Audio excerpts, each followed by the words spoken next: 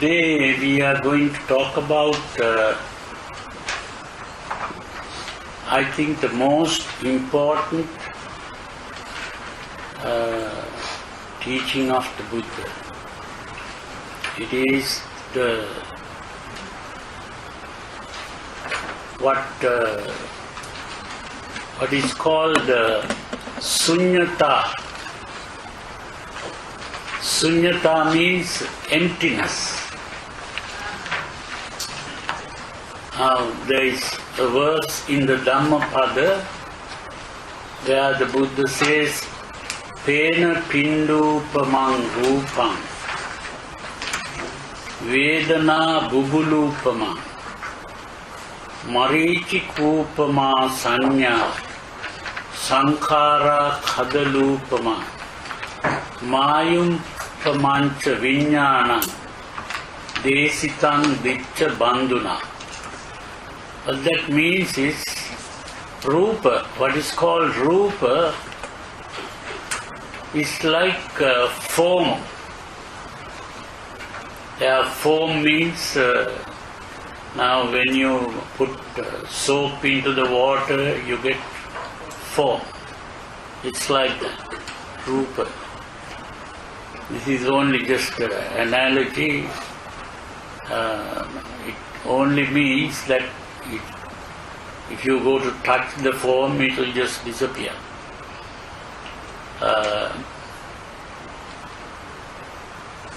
Vedana bubulupama. What is called Vedana is like a bubble of water, bubbles. That means when the water begins to boil, you get things coming up like bubbles. This is bubulupama. Marichikupama sanya. Marichi means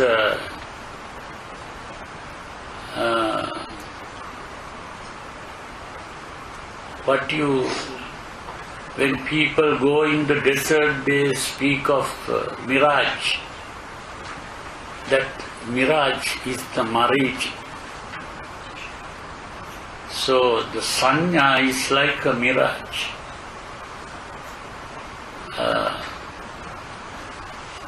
Sankhara khadalupama. Sankhara is like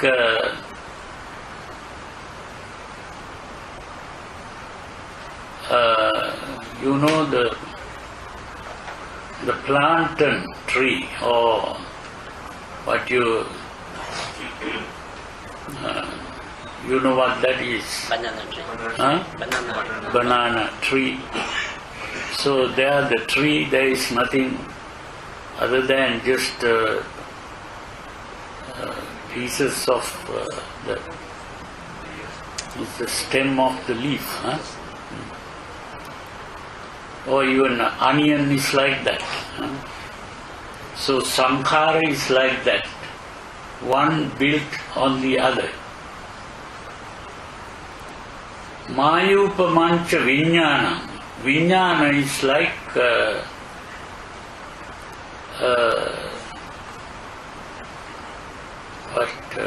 Maya.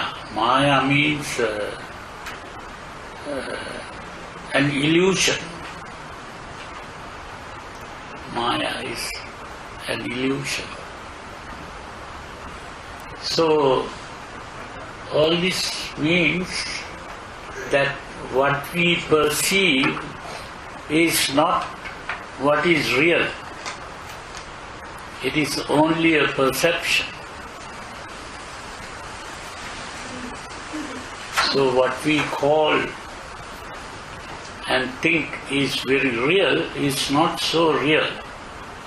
Now these facts are being proved by modern scientific research. Gradually, modern science is really proving these things. This is very important to understand. So this is why once when someone asked the Buddha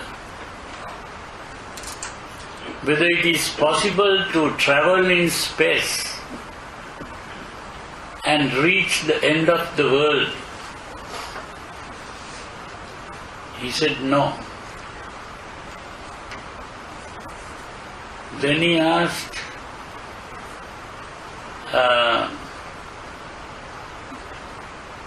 how can we reach the end of the world? So the Buddha pointed out that the world, the beginning of the world, the end of the world, and the way leading to the end of the world is in this fathom-long body itself, with its perceptions and conceptions. So that is very important to understand. Now some usually ask Buddhists, who created the world?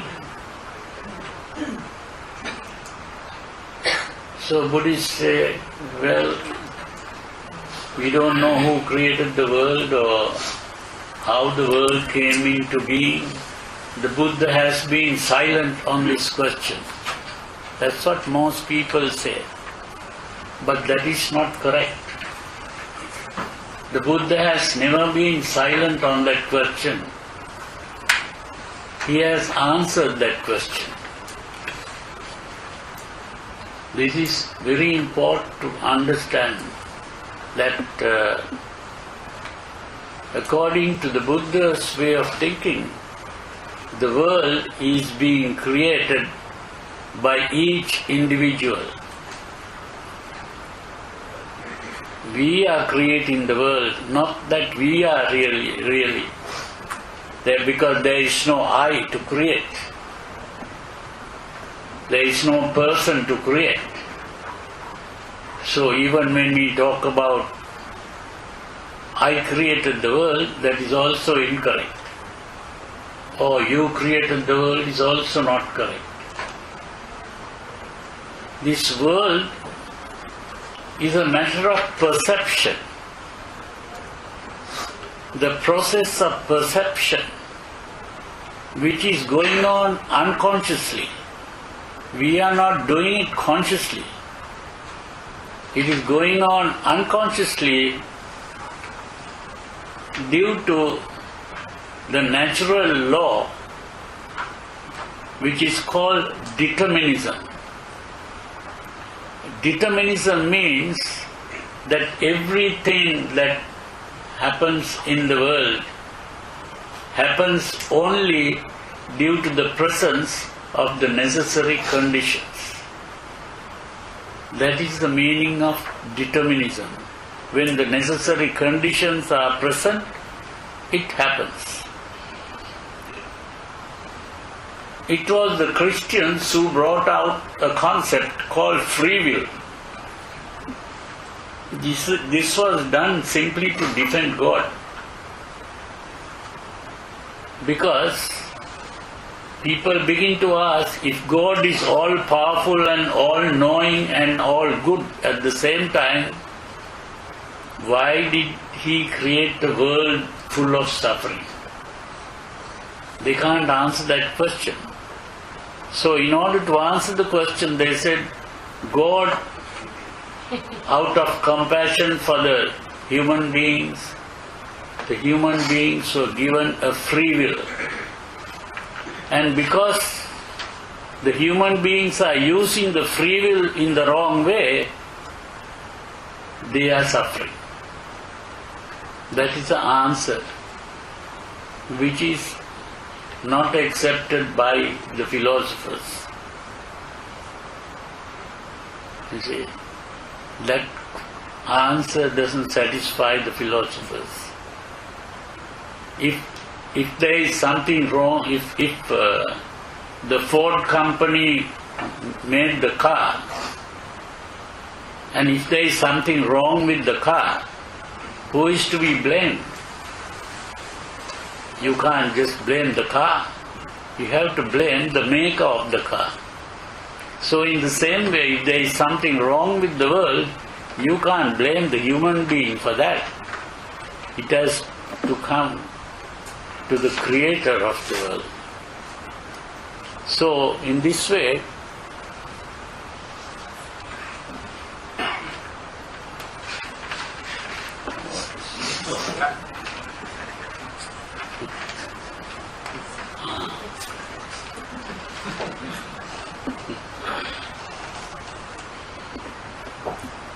so the important thing is that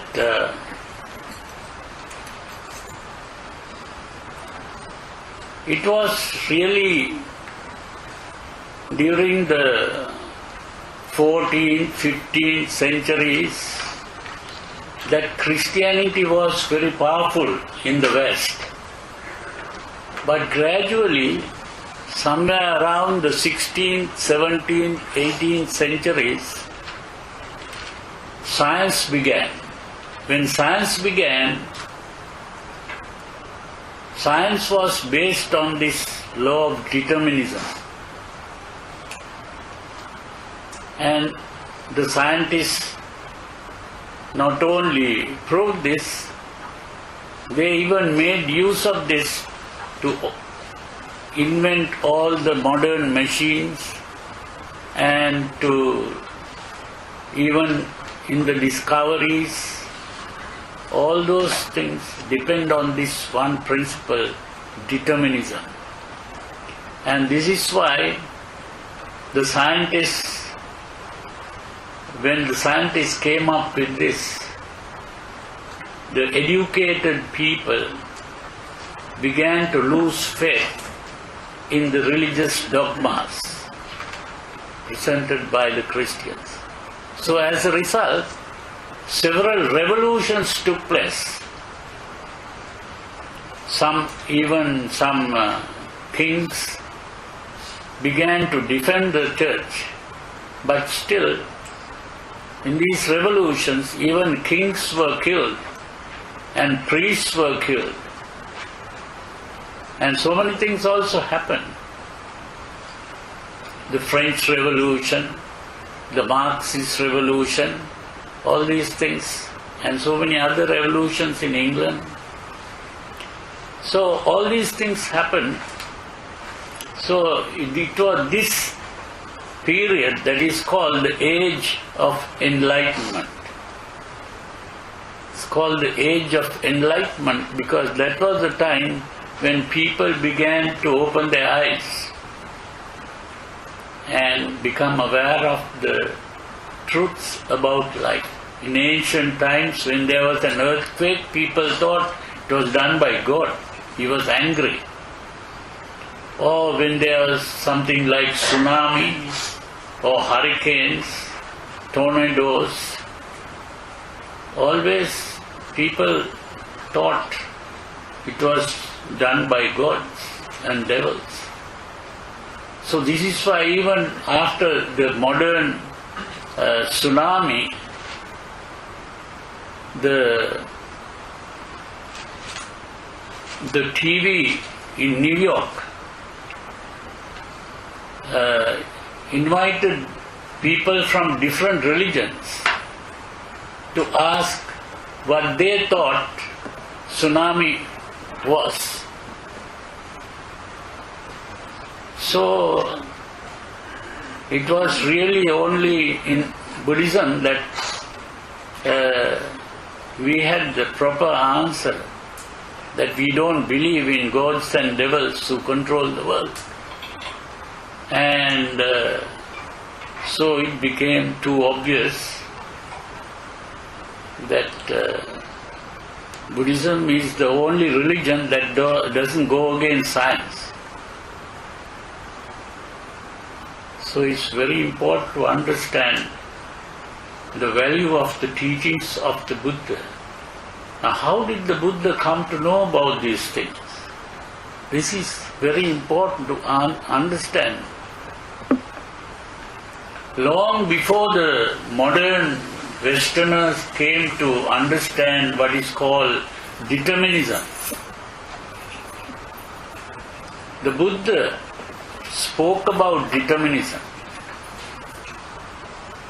But he didn't use the word determinism. He used the word paticca samuppada. The word paticca samuppada means determinism. There the Buddha says, hetum paticca sambhutam hetu bhanga nirujjati. What that means is, when the conditions are present, it comes into being. When the conditions are absent, it ceases to be. It's the same thing. So it's very important to understand that the Buddha, more than 2,500 years ago, he came up with this same fact, that the world was not controlled by gods and devils, but when the necessary conditions are present, something happens. When the conditions are absent, it doesn't happen. Now, when we want fire, what do? We strike a match. What are we doing when we strike a match? We are providing the conditions necessary for a flame to arise. That's what we are doing. Now in ancient times, people also like to fly like birds. They tried to make wings to try to fly. They couldn't do it. But ultimately, these people called the Wright brothers, they tried to find out what are the conditions necessary for flight to take place. How does the bird fly? And they discovered the conditions and provided the conditions, and flight took place. So today we are able to, if we want to go to England or United States or some place like that, we can go.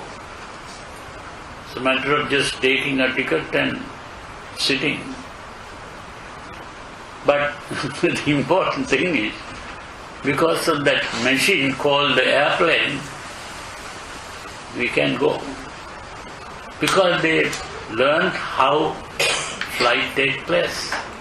So if we can understand the conditions necessary for something to happen, we can always make use of that to do what we want. But there is a difference between the way the Westerners made use of this fact, which is called determinism, and the way the Buddha used it. The same principle the Buddha used in a different way. And that different way is because the Buddha came to know about a very important conflict in the world. It's a conflict. The conflict is the conflict between our desires and the reality that we perceive. Conflict between our desires and the reality. So what normally people try to do is to change the reality to suit our desires. To change the reality to suit our desires. And that is what the Westerners did by inventing these machines, all the modern scientific technology. our desires, say it is too hot, we want to be cold. We want cold. So they invented the air conditioning.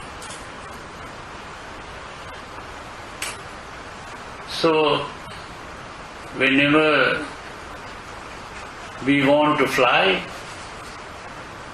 so they somehow change reality so that we could make a plane to go. So like that, by changing reality to suit our desires, people thought that we could be happy. But what has come up? In spite of all these scientific inventions and discoveries, still people are as unhappy as they were before the science came up. Why is this?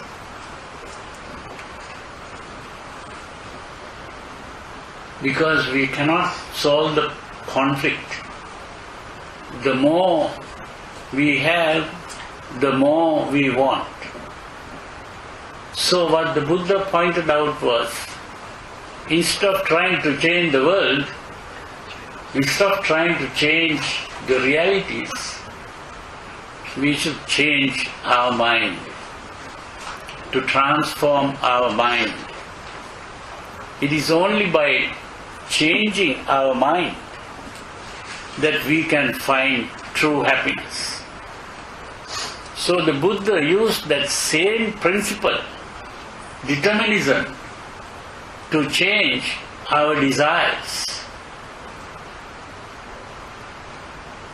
to gain control over our emotions. Our desires are coming from the emotions, and it is by changing the emotions, not only changing, to completely eliminate the emotions.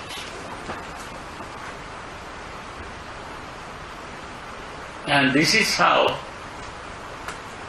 he created what is called an Arahant or a Buddha. And this, of course, has to be done individually. Each person has to do it through one's own efforts. It cannot be done on a mass scale. That is the only problem.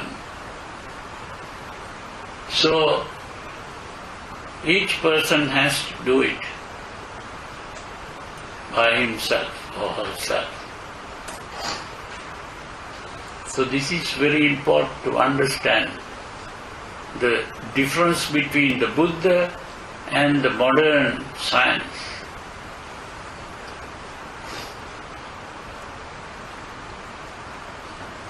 And so also by beginning to use this principle on our mind, the Buddha had to use what is called introspection. Now the scientists are looking outside into the world, into what is called the objective reality. But the Buddha looked inside, that is introspection, looking inside and understanding how ultimately the whole world is created by our own thinking. This is why after the Buddha became awakened,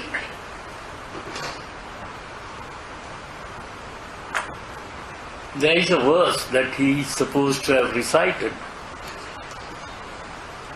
Aneka jati sansarang sandavisan anibbisan gahakarakan gavesanto dukkha jati punapuna.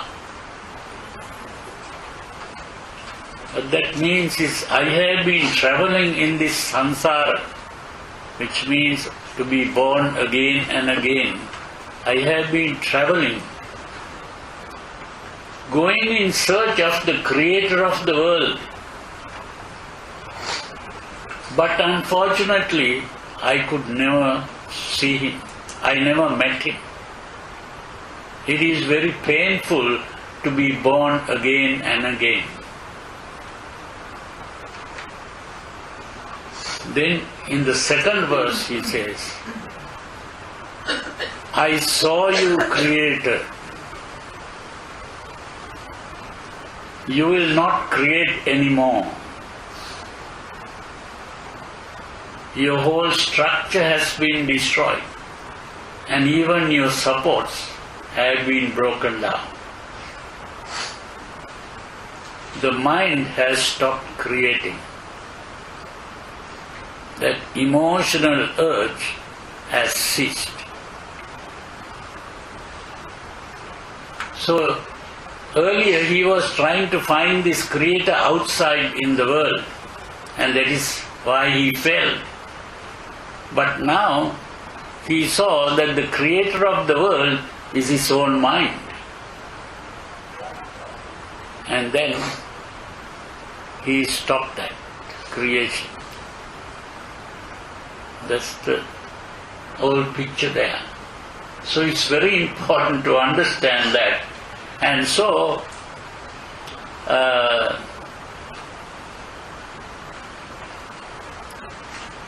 what this all means is that everything that we see in the world is a creation of our own mind, not that we have created, because there is no I to create. This is all happening unconsciously based on the law of determinism. And today we are going to talk about how this thing is created. But actually the last Monday we spoke about how the creation takes place, which is the process of perception. It is this process of perception that is creating the world. So, just first thing that we have to talk about is what we call mind, matter and experience. What we call the mind and matter, as we spoke about last time also, there is no real thing called the mind and matter. Now in the United Kingdom, there were three philosophers. One philosopher was Locke, John Locke, he was from England.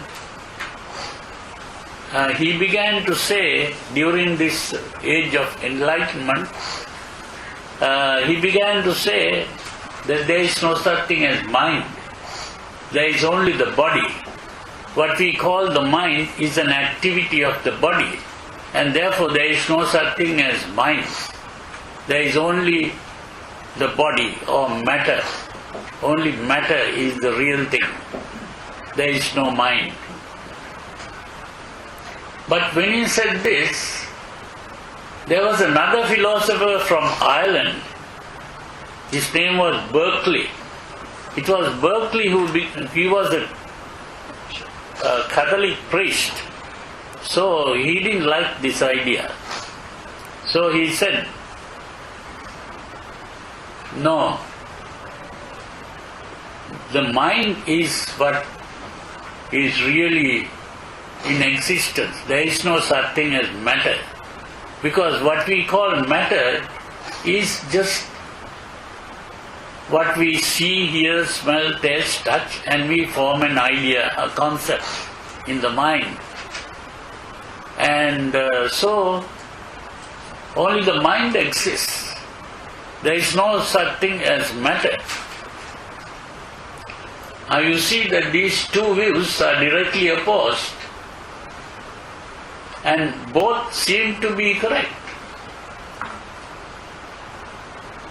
So, whom are we going to believe? There was a big problem here. And then, of course, another philosopher came up from Scotland. His name was Hume. He said, "You are both wrong and both right to some extent." One man proved that there is no such thing as mind, and the other man proved that there is no such thing as matter. Therefore, mind doesn't exist, matter doesn't exist. There is only what is called experience. Experience means seeing, hearing, smelling, tasting, touching, thinking. That is all that we can talk about.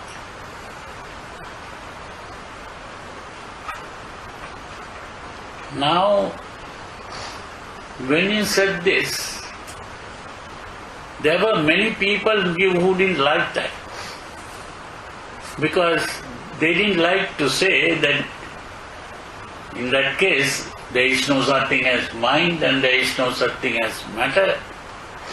They didn't even understand it properly. So there were other philosophers like Kant, who came from outside the United Kingdom.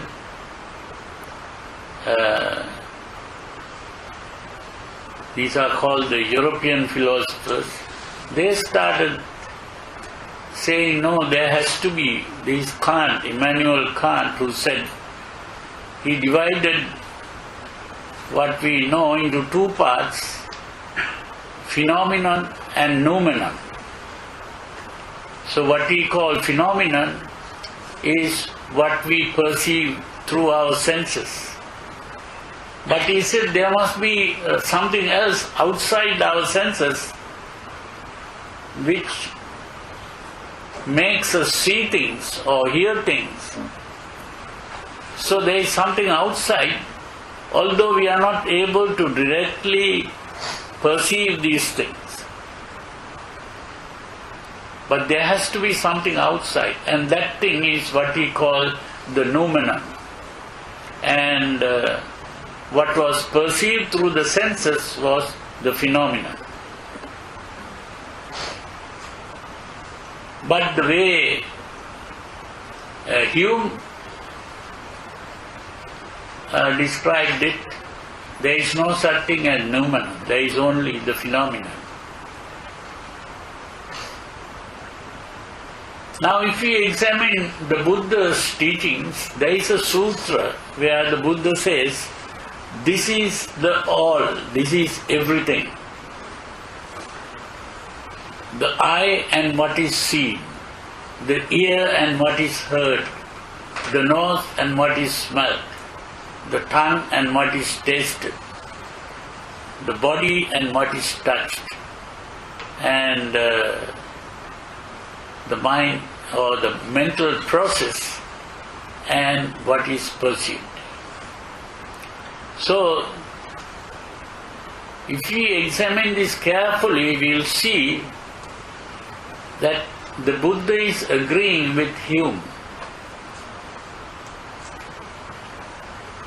And this is what we are going to talk about, because when we speak about this, there is no such thing as mind or matter.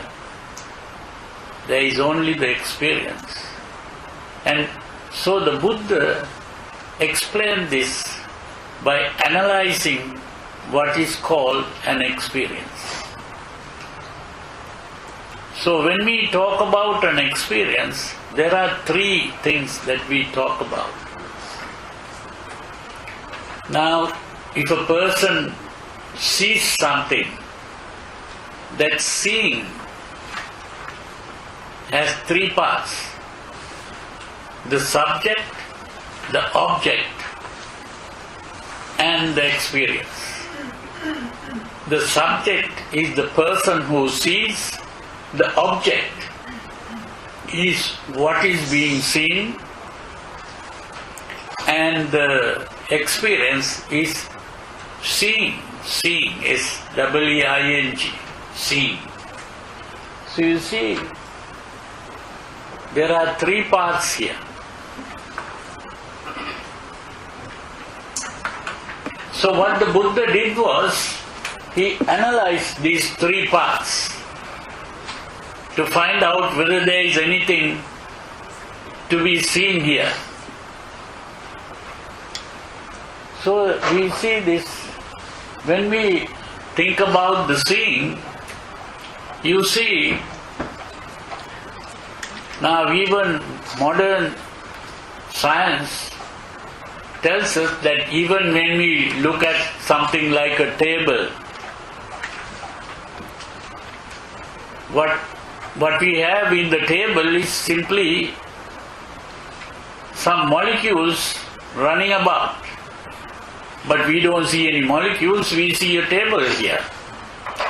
Now, in order to explain this properly,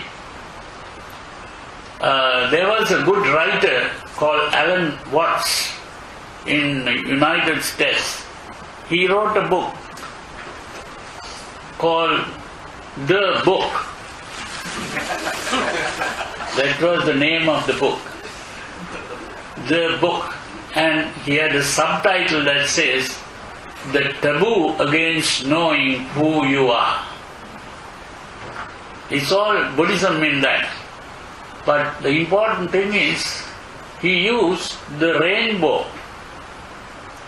He made use of the rainbow to point out what all this is about. When a person looks at the rainbow, what is this person looking at? Is only, there are three conditions necessary for the rainbow to arise. One is the light coming from the sun. Then some drops of water. And even if those two things are present, there will be no rainbow unless there is an eye. The eye must be there to perceive that rainbow. And the eye has to be at a certain specific place. If the eye is in the wrong place, then you don't see the rainbow. So you see this, then the question arises, where is the rainbow? Is it in the eye? Or is it in the drops of water? Or is it in the light that comes from the sun? You see, to speak about the rainbow, we need all the three conditions. You can't talk about the rainbow. So in a similar way, everything that we see, even these tables and chairs and even the wall and everything, is ultimately the result of when we see light falling on whatever we see and reflection coming from there to the eye, and the eye begins to see this. That's all. And the eye is like a camera that takes pictures. And the picture is not outside there, picture is inside. So you see, whatever we see is simply like the rainbow. So it's very important to understand this properly. And so what the Buddha did was, he analyzed all three parts: the subject, the object, and the experience itself. Last time we saw how the subject was analyzed in the form of what are called the five aggregates, which we called the five,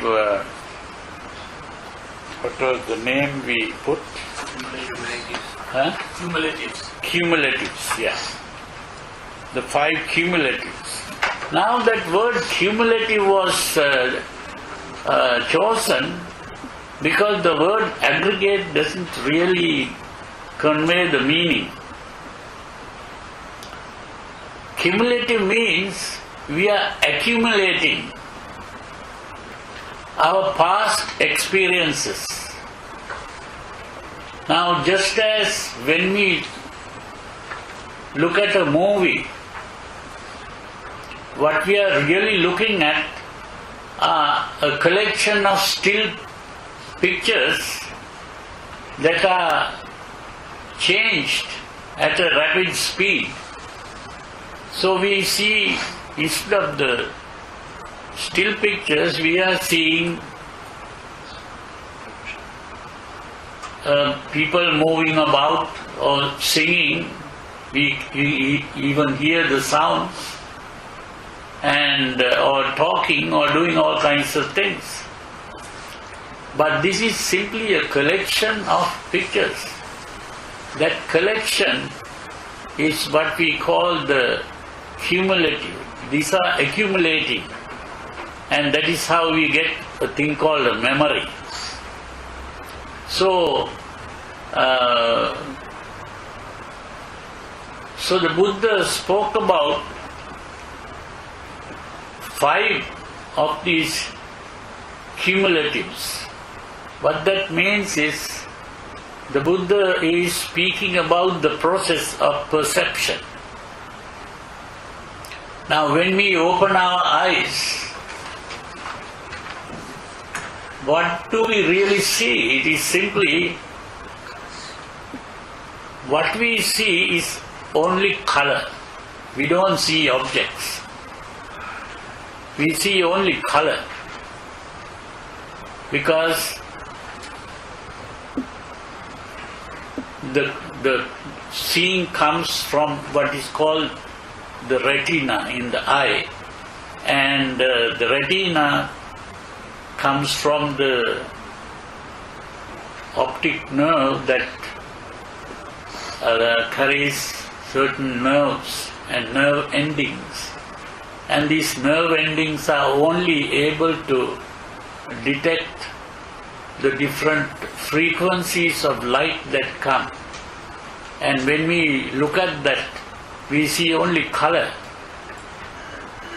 And these colors are what we call the rainbow colors: violet, indigo, blue, green, yellow, orange, red. So what we see is only color. And we also have what is called the feeling, a sensation. And that sensation is, the color itself is a sensation, and the feeling, whether it is pleasant or unpleasant, that is the Vedana.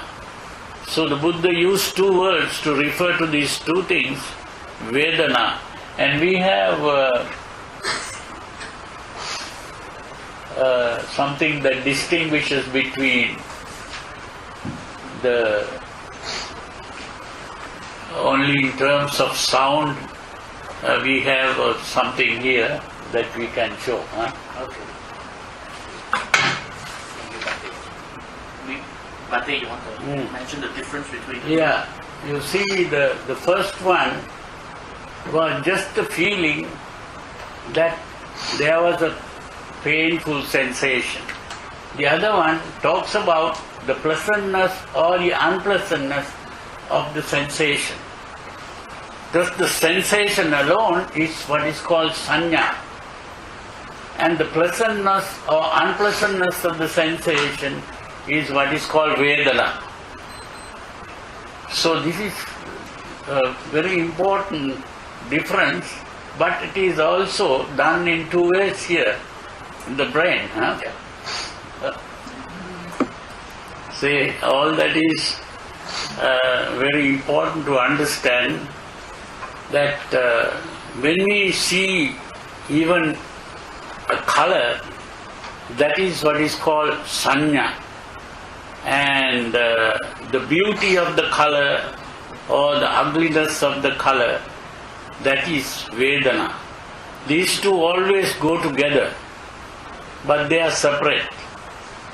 So now the modern scientists are beginning to understand this difference. But in modern psychology, both are called sensations. But the Buddha saw the difference, and he used two words, Vedana and Sanya, but they all go together. Now the other thing is that when the Vedana and the Sanya are perceived, the next step is we put these things together and create an image. So we are not only seeing things, we are also constructing images out of what we see. And that is what is called sankhara. Sankhara means construction. That's the important thing. We showed something.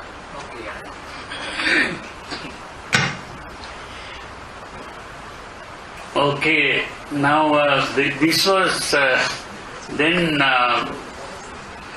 the construction, and after that we also construct several things, not one, and to see the difference between the several things is the vijnana, perception. And so that is only the subjective part of it. The objective part is again, we analyze, the Buddha analyzed the objective part in terms of Patavi, Apo, Tejo, Vayo, Akasa and Vijnana. So that whole mental image has been created by this process of perception. So what is created is the Rupa. Rupa means picture. So it's a mental picture that is being created. So the next one, of course, is talking about the object. The object has been analyzed, and the object was analyzed in terms of Patavi, Apo, Tejo, Vayo, Akasa and Vijnana. The Patavi refers to solidity, usually translated as earth. Patavi means earth, but the earth represents solidity. And Apo refers to the liquid. And Tejo refers to heat. And Vayo refers to movement, wind. Wind is really movement.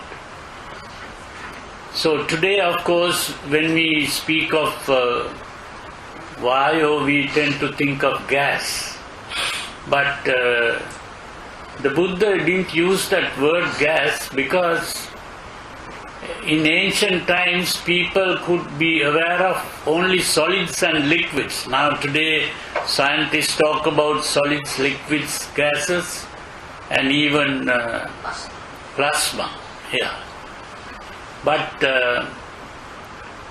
the Buddha spoke of matter in terms of solids and liquids because that is what the normal person is able to become aware of when we talk about matter. And then we talk about energy. The normal person is not aware of all these electricity, magnetism and all kinds of energies. The normal person is only aware of the heat and motion. These are the two energies that the normal person is aware of. So when talking about Patavi, Apo, Tejo, Vayo, we are mainly talking about matter and energy. So what we call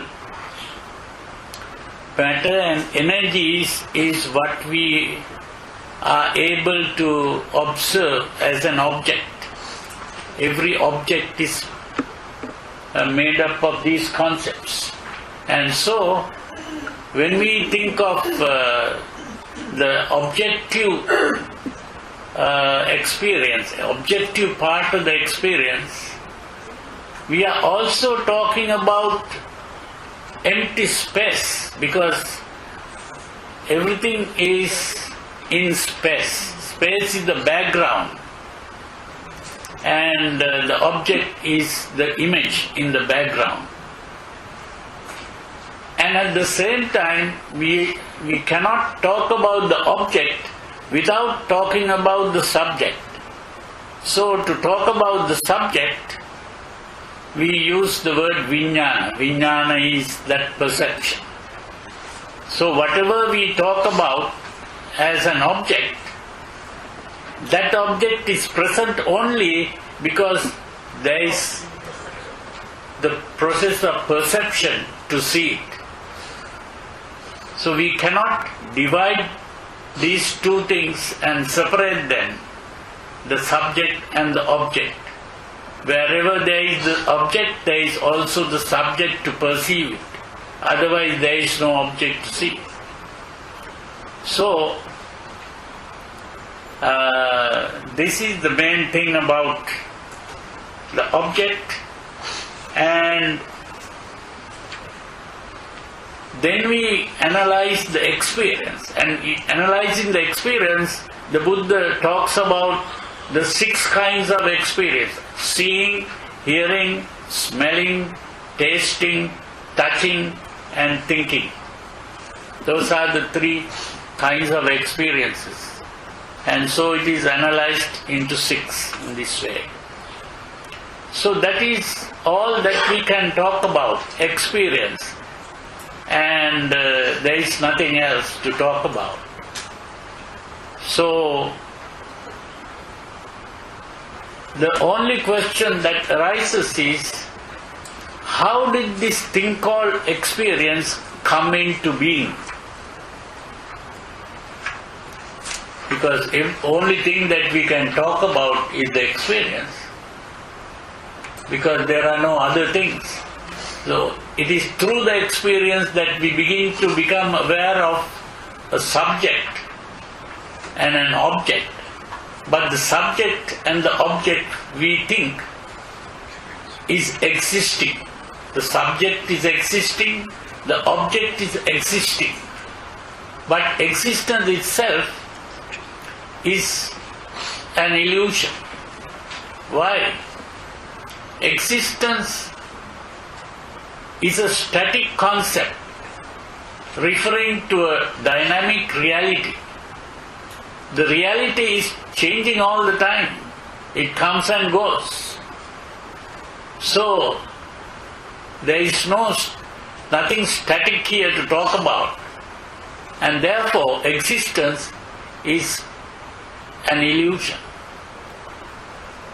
There is no real existence to talk about. It is changing all the time. These are just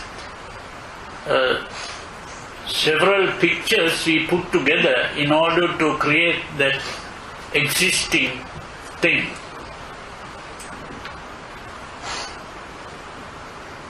So there are no real entities, there are only activities in the world.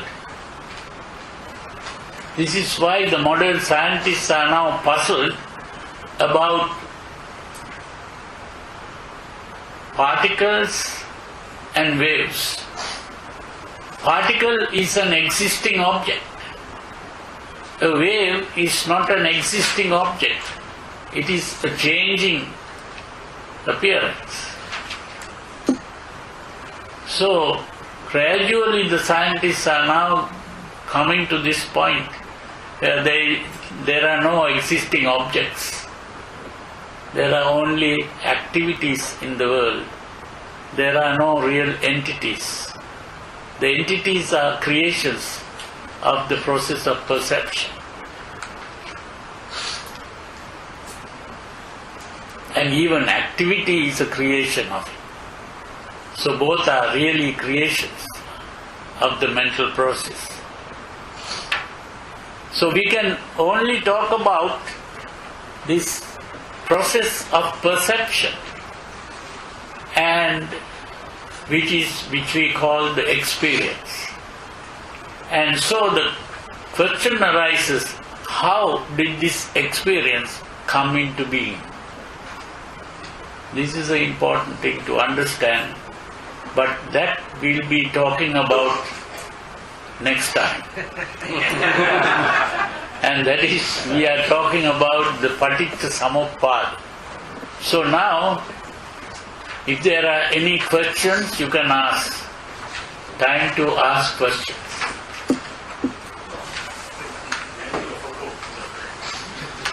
Okay, talking about color, right? Why do monks wear orange? Well, that's a good question. Only problem is, according to the teachings of the Buddha, monks don't wear orange.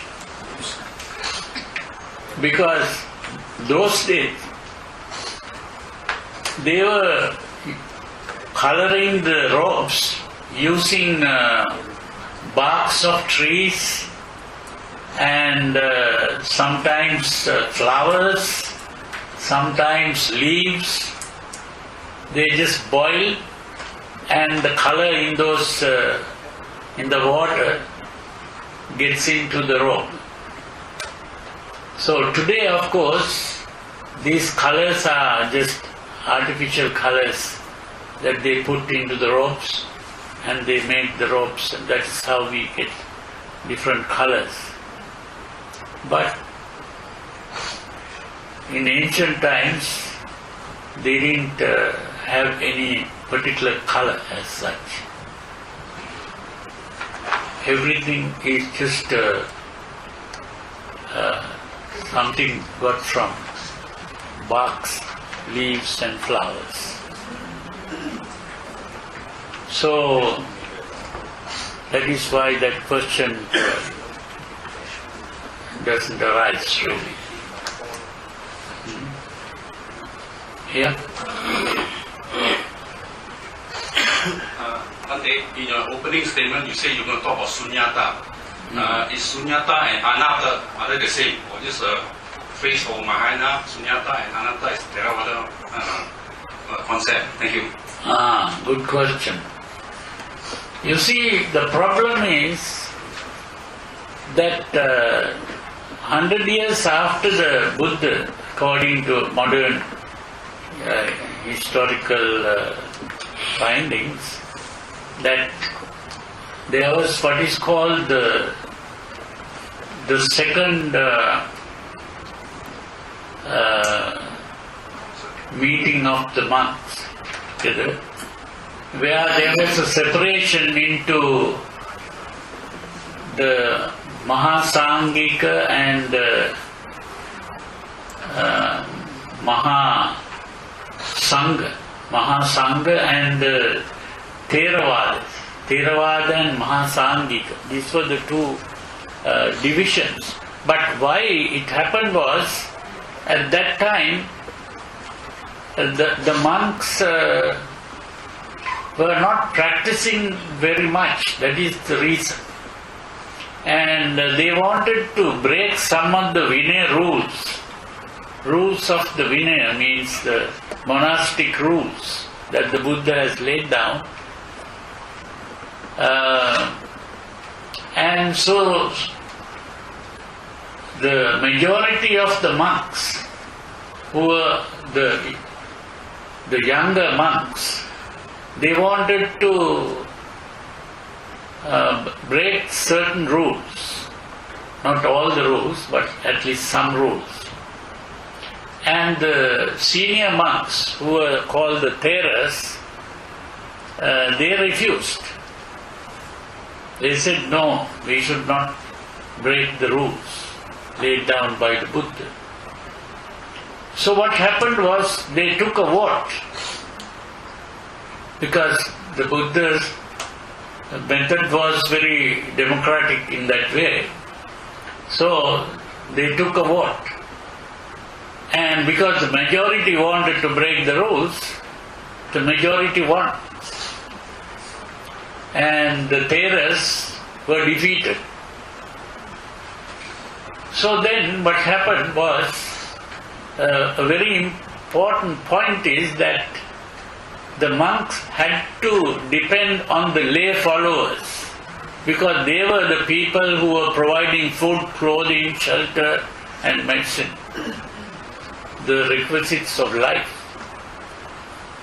So they had to explain why they wanted to break the rules. So they explained to the layman why they wanted to break the rules. So they thought about a good point, and they said, these senior monks, they want to observe the rules for a good reason. What is the reason? They want to become arahants.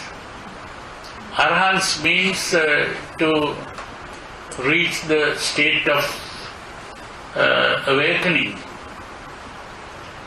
Arahant is a disciple Buddha. Arahant is a disciple Buddha. There are three kinds of Buddhas: a disciple Buddha, and the Samma Sambuddha, who is the teacher Buddha. And there are also solitary Buddhas. Solitary Buddha means these Buddhas come up only when the teacher Buddha is absent.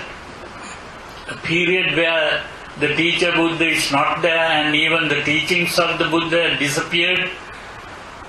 But a few people who meditate become awakened.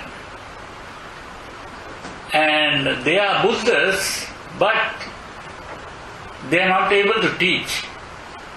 They may try to teach, but they can't really make the people understand the teaching. So they don't have any disciples really. So that is why they are called solitary Buddhas or lonely Buddhas or whatever you may call. And so Arahant means a disciple Buddha, and so these people explained to the layman that these senior monks want to become Arahants, and therefore that is why they are practicing the rules of the Vinaya. We don't want to become Arahants. We want to become teacher Buddhas. And to become a teacher Buddha, you have to practice the paramitas.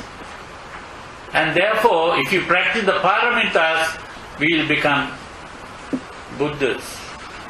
But of course, they never question, or it didn't come into their minds to ask, if you can't practice the Vinaya rules, how can you practice the paramitas? Because paramitas are more difficult than the Vinaya rules.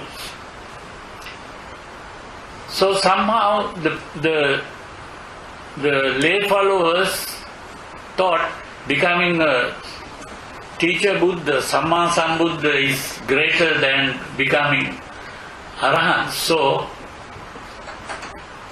we will support them, and they supported. And that is how the Mahayana came into being. Mahayana means Jnana means a vehicle, the great vehicle.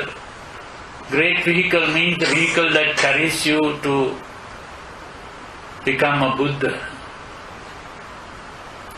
And the small vehicle is the vehicle that carries you to become Arahant. So that is how this division came into being. now what was that question you asked? Sunyata. Yeah. Now, when this happened, there is a sutra where the Buddha says, in the future, my disciples will begin to only talk about or even think about the lower teachings, not the higher teachings. So the Theras began to give sermons based on that, and the higher teachings, he said, was teachings like Sunyata. This is the higher level of the Buddhist thinking. So Sunyata is a little difficult to understand. What we are discussing is Sunyata. So this kind of thinking is a little higher level thinking. And so when these Theras began to speak about this, they were really referring to the Mahasangikas who wanted to break the rules. But the Mahasangikas, when they heard this, they started saying, no, we are going to talk about the higher teachings, like Sunyata. Sunyata is the higher teaching. And so it is the Theras who speak about the lower teachings. So now the Theras had to give an answer to this, and what they said is, no, we are also talking about the higher teachings, not the lower teachings. So the higher teachings means the Abhidharma. So they started talking about what they call Abhidharma. And Abhidharma, in talking about Abhidharma, they didn't use the word Sunyata. They used the word Anatta. So Anatta and Sunyata mean the same thing. So only thing is the Theras use the word Anatta, and the Mahayanas spoke about Sunyata. That's the main thing. So that is the difference in meaning. I mean, there is no real difference in meaning. It was the same idea, but two words being used. If we read the sutras preserved by the Theravadins, one important thing is that the Theravadins preserved the sutras, but later on even the Theravadins began to misunderstand some of the sutras. They couldn't understand the sutras properly. And the Mahayanis, of course, they were mainly interested in condemning the Theras, and so they created sutras where the Buddha begins to abuse the Sariputta, the chief disciple, and says, you are not going to Nirvana because you have to become a Samma Sambuddha to take Nirvana. You are only an Arahant. So that kind of thing was written only by the Mahayanis to condemn the Theras. That's what really happened. Yeah? Yeah, Bhante. I was just thinking, since creation is by the making of our own mind. What? Since creation is by our own making of our own mind. Yeah.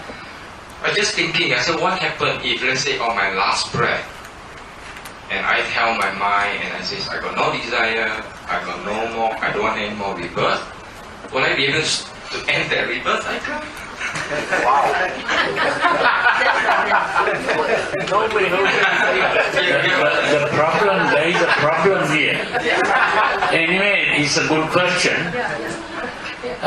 The problem is, when we speak about the mind, there are two main parts of the mind. The Buddha used two words to refer to this: the chitta and mano. Now, mano is the thinking part of the mind. Thinking, reasoning part of the mind is mano. Chitta refers to the emotional part of the mind.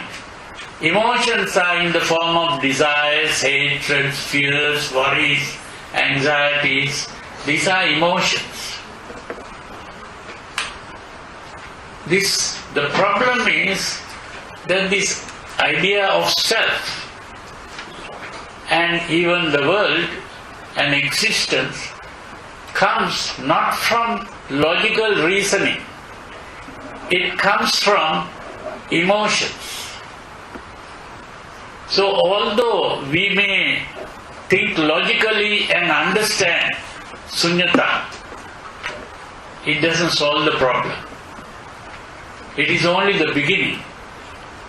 Understanding in the intellectual way is just the beginning. That is what is called samma ditti. And once we have understood, then the next step is to learn to gain control over the emotions which are going in the opposite direction. Although you have fully understood that there is no such thing as a self or even a world, but you go home and you are thinking in terms of a self and the world and all the... So this is why just understanding intellectually is not enough. That is only the beginning.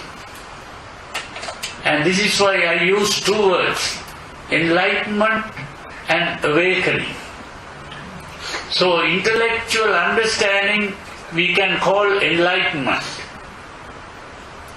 But that getting rid of the emotions, where even the feeling of self disappears, that is the awakening. So it is only after awakening that the process of rebirth will stop.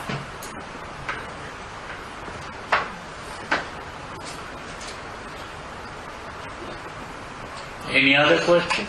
Bhante, Huh? Bhante, is anatta and sunyata mean the same thing?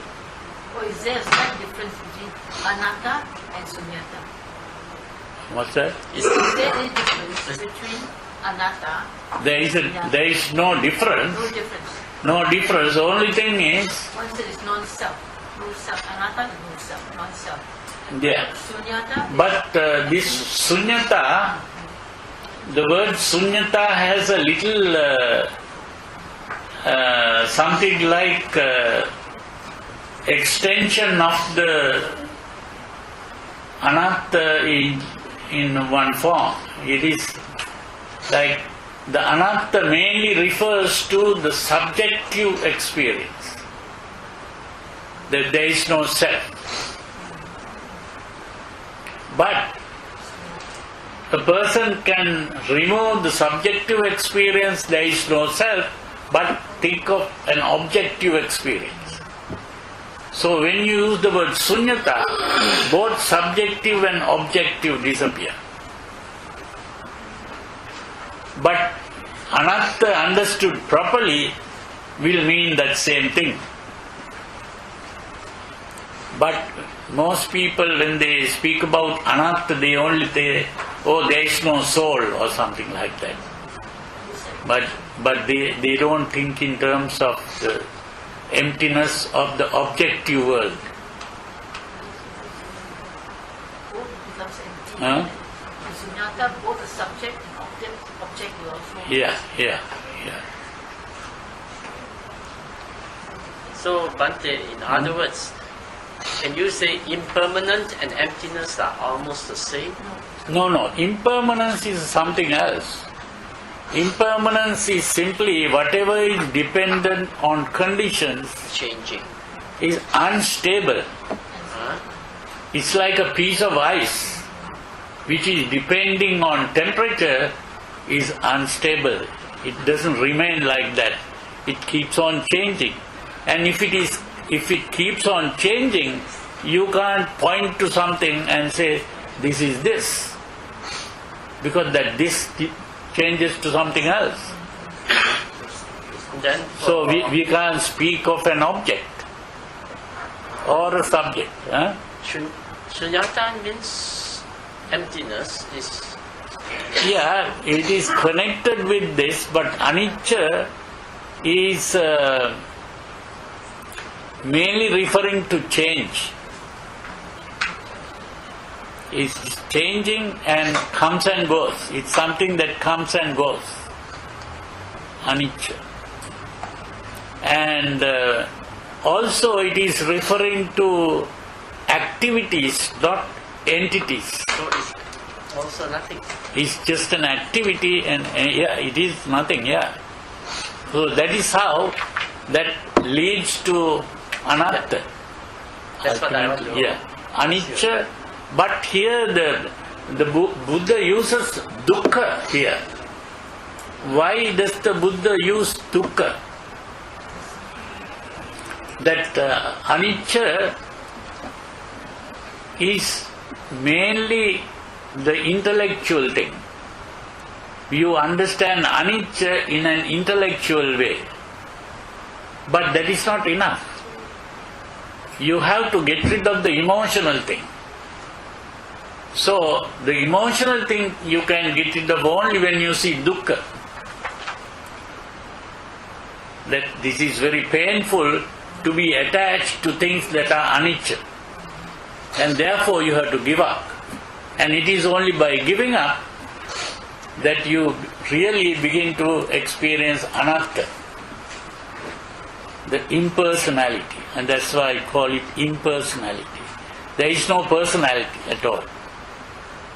It is not personal to you, and therefore you cannot speak of a personality. Every experience is impersonal. Every experience is an impersonal experience. So it doesn't belong to you, and it is not you. That is more emotional. So that emotional attachment has to be given up.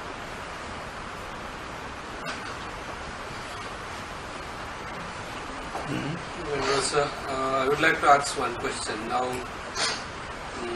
it's discussed here that mind and matter, there is no mind and matter, and everything is dynamic and in the process of wave. And we are always renewing. No? Now, suppose a person steals a thing. Suppose a person, a thief, steals something. Steal. Yeah, he steals something. Yeah. And after 2 hours or 3 hours, the police comes and get into custody. Yeah. Now, when he steals, he was a different person. Mind and body. And after some time, and when he was caught, he was totally a new person. The dynamic, the changes have taken place vastly. So how can he be responsible? Because he is not the same person. Well, that is a good question, and that can be used, but the law will not accept that. You see, the important thing is, although the fact is that there is no person here, but still you feel the person inside you. You are feeling the person, although the fact is that. So you can't use that fact to escape your crime. That is true. But it seems contradictory. Yeah. Then the discussion and this explanation is contradictory. Oh yes, It is contradictory. what The to problem, this is the meaning Like respect. of the contradiction between the normal thinking and the Arya thinking. This is why this is called the Arya Satya. Arya means a supernormal. And the normal. Normal is the Putujjana. The Putujjana is the normal. So which we have to take? Huh? Yeah. So you can't make excuses after stealing like that. You can even kill a person and make that excuse. So that is only an excuse. It doesn't apply. It's not accepted. But there is a cause and effect. What's that? That even though this is different person powers, but there is a cause and effect. Yeah, the cause and effect, yeah. The effects take place the second hour later when the thief has been captured. So he has to receive the effect they come to prison. No, you see, there are people who also say that law is not correct, that you should not punish people because they are doing it unconsciously. And so it's not a conscious act. And so there are people who say that punishment should not be given. They are psychological cases in the sense that they are sick. And instead of punishing them, they should be treated in a medical way. So there are people who say that. And but the point is that the human beings don't accept that, because they are also carried away by emotions. That's the important thing. Say a mother has a child and the child is carried away by some other person. So the mother will want the child back, and also, so these are all happening emotionally, you see. So we are living in an emotional world, and while living in the emotional world, we can't get into this anatta doctrine and try to find excuses for this is the problem.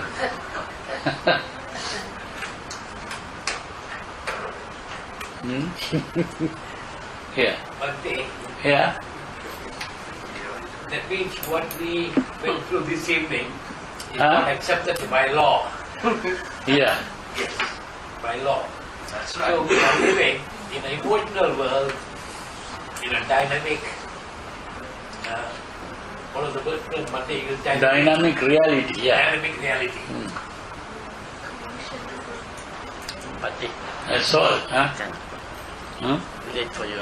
Yeah. And you another question I have. You talk about the Hume and About whom? Hume, the philosopher Hume, Yeah, yeah. and you mentioned that Buddha agreed to Hume or Hume agreed Buddha. You can call it both ways. Because the Buddha was living before Hume. So therefore you'll have to say Hume agreed with the Buddha. But you said Buddha agreed Hume. Yeah. I can remember that. Oh yeah.